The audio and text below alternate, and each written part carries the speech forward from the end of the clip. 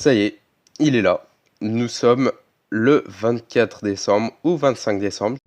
Mais le calendrier de l'Avent est terminé. Donc, on va commencer cette ouverture. Je vous l'avais dit dans l'une de mes dernières vidéos de changement de contenu, comme quoi j'allais vous présenter ce calendrier de l'Avent, mais en entier. Cette année, en 2022, il n'y aura pas de calendrier de l'Avent, mais plutôt une réaction en une vidéo de toutes les cases présentes dedans. Donc, il est là, avec la case du 24 décembre qui est bien sûr scellée. Je l'ouvrirai en fin de vidéo. Donc, on va commencer cette ouverture.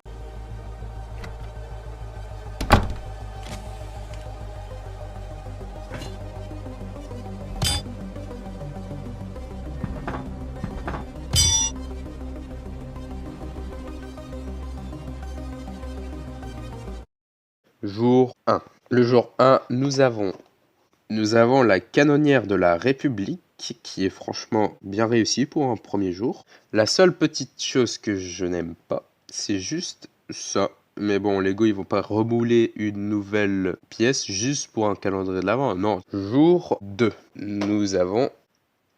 Donc il s'agit là d'un clone de l'attaque des clones qu'on voit dans l'épisode 2. C'est un commandant clone de la canonnière de la République qui était exclusif avant le petit set qui est sorti quelques temps après. Bruh. Le jour 3 que vous ne voyez pas. Nous avons un droid Street Fighter. Donc je la trouve bien faite. On peut voir ce petit vaisseau dans Star Wars Battlefront 2. Jour 4. Ah, il est encore en haut celui-là. C'est ça. Un croiseur de l'Empire? Mais c'est quoi le rapport après la prélogie? Ah, on me dit comme quoi ce n'est pas un croiseur de l'Empire, mais c'est l'implacable. Donc je vais mettre une image à l'écran. Ah ouais. Ah ouais, c'est bien l'implacable. Ouais. Je sais pas d'où il sort. Jour 5. Alors. Oh non. Encore? Il est incroyable. Un droïde de combat? Encore? Mais c'est pas possible. C'est la 5e fois d'affilée qu'on l'a. Si vous savez ce que j'en fais de mes droïdes de combat, il va très exactement finir dans Coruscant 3 dans le dépotoir de droïdes. Je suis honnête, hein, ça c'est le nombre de droïdes de combat qu'on a dans les calendriers de l'Avent. Faut pas s'étonner qu'ils finissent là-dedans. Et puis voilà, c'est bon, ça fait un petit mock là. Faut arrêter de mettre des droïdes de combat là. On sait que vous voulez remplir vos cases, mais on a assez. Même si je comprends que le petit thème principal de cette première partie, c'est la prélogie. Jour 6. Oui, ça c'est pas solide. Ah oui, bah oui, carrément, il manque un bout. Ça y est, j'ai retrouvé le petit bout manquant. Bon, il est pas solide ce vaisseau. Bon, c'est le vaisseau de la Bad Batch qui n'est pas solide. On le fait tomber, voilà, ça casse. Une deuxième fois, voilà, ça casse. C'est un vaisseau qui n'est pas solide. Un bon coup de scotch et puis voilà, c'est bon, il est solide. Jour 7. Encore? Ça fait beaucoup là, non? Le Land Speeder de Luke. Là, j'en ai marre de l'avoir. Bon, là, au moins, c'est bien. Au moins, on a Luke et 3PO dedans. C'est tout. Allez, on passe au jour 8. J'espère qu'il va être bien. Un nouveau truc. Nous l'avons tous reconnu. Il s'agit d'un T-16 Skyhopper. Ce vaisseau qu'on peut avoir en Microfighter et qu'on peut apercevoir dans la série Obi-Wan Kenobi. Je vous mets un petit extrait maintenant.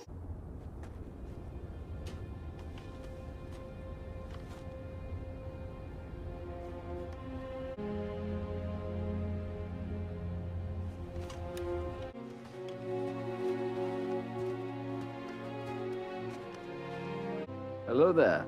Jour 9. Nous l'avons tous reconnu, il s'agit bien là de R2D2, en pull, hein, bien sûr. Sinon la figurine c'est C3PO. Magnifique figurine. Jour 10. Un évaporateur. Sérieux. Pouvez-vous s'il vous plaît souffler sur ma main? Oui, d'accord, oui. Hop là. À la limite tu le mets en mock, tu le prends comme ça, tu le poses comme ça sur ton mock de Tatooine et puis voilà. Allez, jour 11. Wow. Aïe aïe aïe! C'est quoi cette merde? On a Land Speeder qu'on voit sur Tatooine pendant 3 secondes. Énorme! Jour 12. Ah, ça c'est bien, ça c'est très bien. Nous avons Dark Vador en tenue d'été avec des palmes ainsi qu'un ballon de foot. Jour 13, nous avons le château de Vador dans du sable ainsi qu'un seau et une pelle. Qui a été effectivement fait par Luke Skywalker une fois que Han Solo lui a dit « Prends ta pelle et ton seau et va jouer ». Prends ta pelle et ton seau et va jouer. Jour 14. Nous avons ici un B-Wing qu'on peut voir dans la bataille d'Andor dans l'épisode 6, quand les rebelles attaquent l'étoile de la mort 2. On va un peu critiquer cette construction parce que vraiment, c'est pas ouf. Ça c'est mieux. Jour 15. Nous avons ici un TIE Interceptor qu'on peut voir dans Star Wars.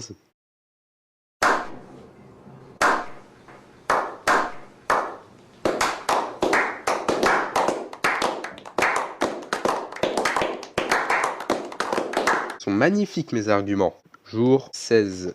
Un rangement d'armes avec un droïde souris. Qu'est-ce que je vais dire sur ça? Si on a le petit trou pour que le droïde souris sort. Mais c'est tout. Jour 17. Moi ça me redonne le sourire.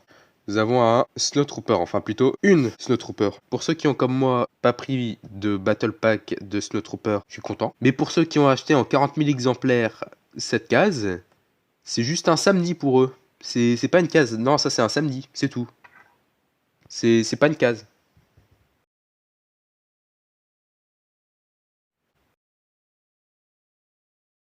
Jour 18. Alors, canon rebelle je suppose, qu'on voit dans la base de Hoth, c'est tout. On peut juste faire ça.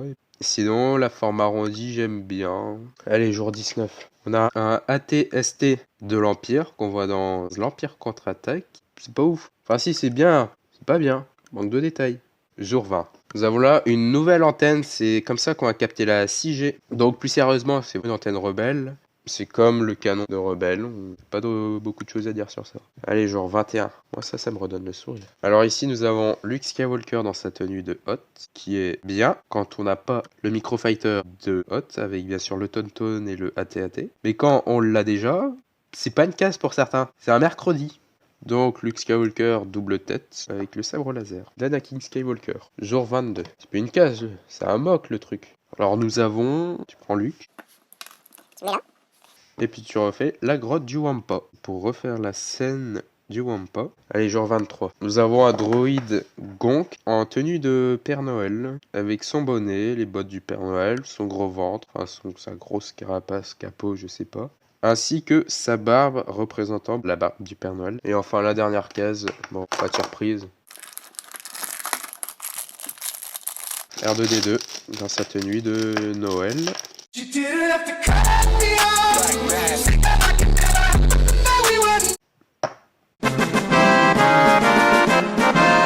Donc cette figurine avec bien sûr une topographie dans le dos et devant, qui est R2D2, ça on connaît, en plus de Noël moche, tout comme ces 3 PO. Donc voilà un peu tout ce qu'on a eu dans ce calendrier de l'Avent au cours de ces 24 jours. Donc ça va entre la prélogie Tatooine, Vador, Hoth, Endor, Clos Noir ou de la Bad Batch. Pas de postlogie. Postlogie n'est pas présente dans ce calendrier de l'Avent, à part pour ceux qui disent oui mais c'est 3 PO et R2D2 on le voit dans la postlogie. Oui, mais là on parle...